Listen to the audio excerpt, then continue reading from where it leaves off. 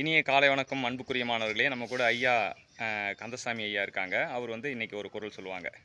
செய்தக்க அல்ல செயக்கெடும், செய்தக்க செய்யாமையானும் கெடும்.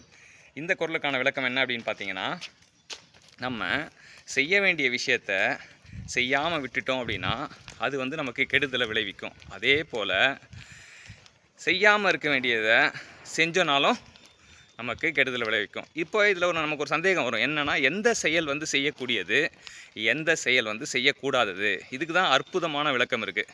இதுதான் என்னை மிக கவர்ந்தது. என்னன்னா, எந்த செயல் செய்யக்கூடாததுன்னு ஃபஸ்ட்டு பார்ப்போம்.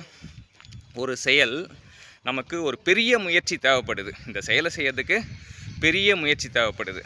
அந்த செயல் சிறிய பயனை தான் தரும் அப்படின்னு இருக்குன்னு வச்சிங்களேன். பெரிய முயற்சி தேவைப்படுது, சிறிய பயனை தரும். அது மட்டும் இல்லாமல் அது சந்தேகத்துக்கு இடமாகவும் இருக்குது. சிறிதளவாச்சும் ஐயத்தோட இது பண்ணால் நமக்கு நன்மை கிடைக்குமா அப்படின்னு சந்தேகத்துக்கு இடமாகவும் இருக்குது.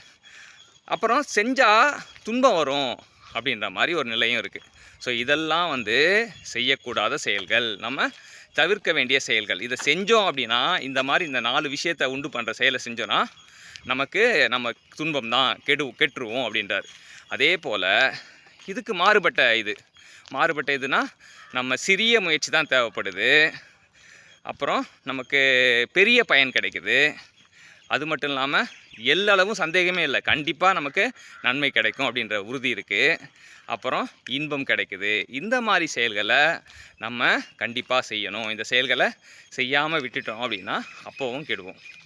எனவே அன்புக்குரிய மாணவர்களே, செய்ய வேண்டிய செயல்களை செய்வோம், செய்ய வேண்டாத செயல்களை தவிர்ப்போம். வாழ்த்துக்கள் சாம்பியன்ஸ்.